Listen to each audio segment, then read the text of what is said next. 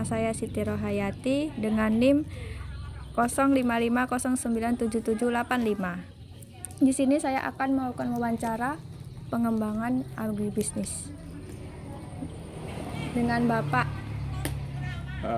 Agus ya Mbak. Agus, ya. Pak, di sini kan saya ada 5 ide produk tanaman hidroponik, yaitu hidroponik tanaman selada, hidroponik tanaman kangkung, tanaman cabai rawit, tanaman alpukat, dan hidroponik tanaman pakcoy. Menurut Bapak, produk apa yang diminati masyarakat dari 5 ide produk tersebut? Ya Mbak. Baik Mbak ya.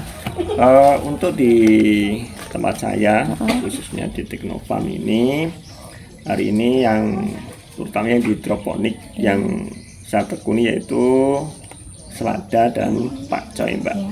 Dan gitu. Jadi itu yang saya utamakan. Nah, kalau yang lainnya memang saya juga budidaya, tapi itu sebagai selingan aja. Yang utama tetap hidroponik selada dan hidroponik pakcoy. Apa alasan Bapak memilih tanaman hidroponik selada dan hidroponik pakcoy?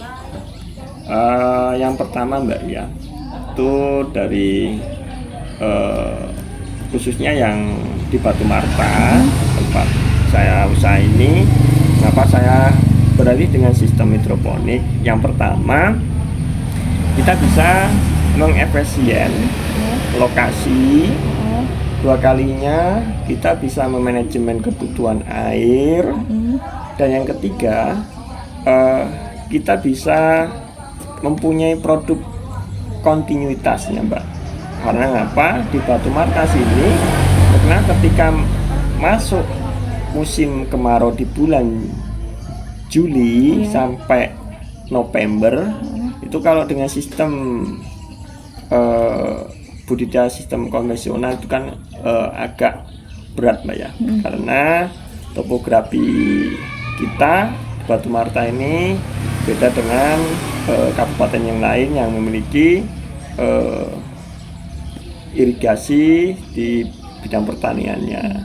Jadi itu beberapa poin tadi yang menjadi parameter saya melakukan budidaya dengan sistem hidroponik. Yang selanjutnya itu pangsa pasar Mbak. Ya.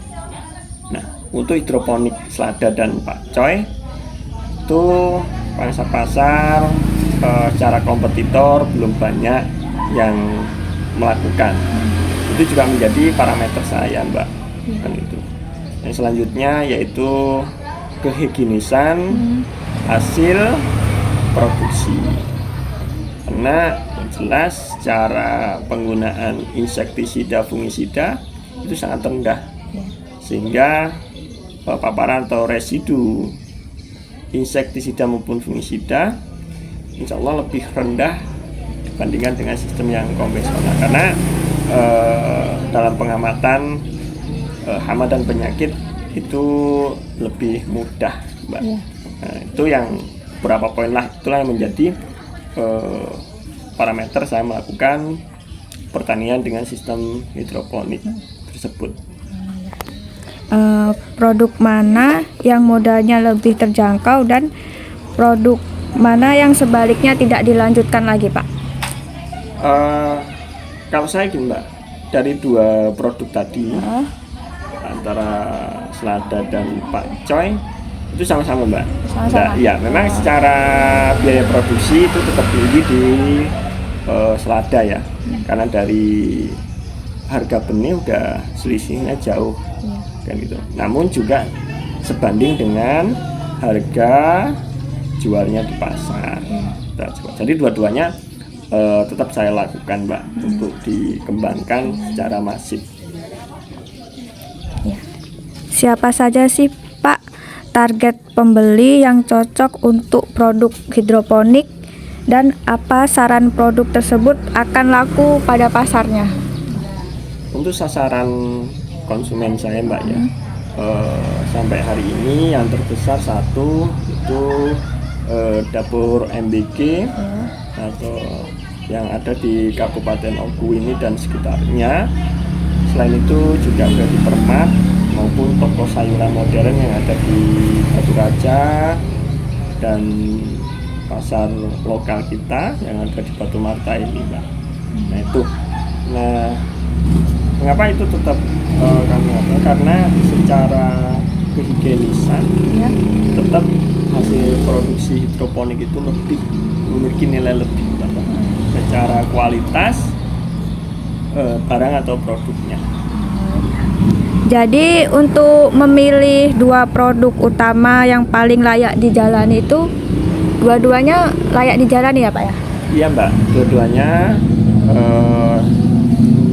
pengetahuan saya Ya. itu layak dijalani atau layak dikembangkan secara luas atau secara masif ya. Ya.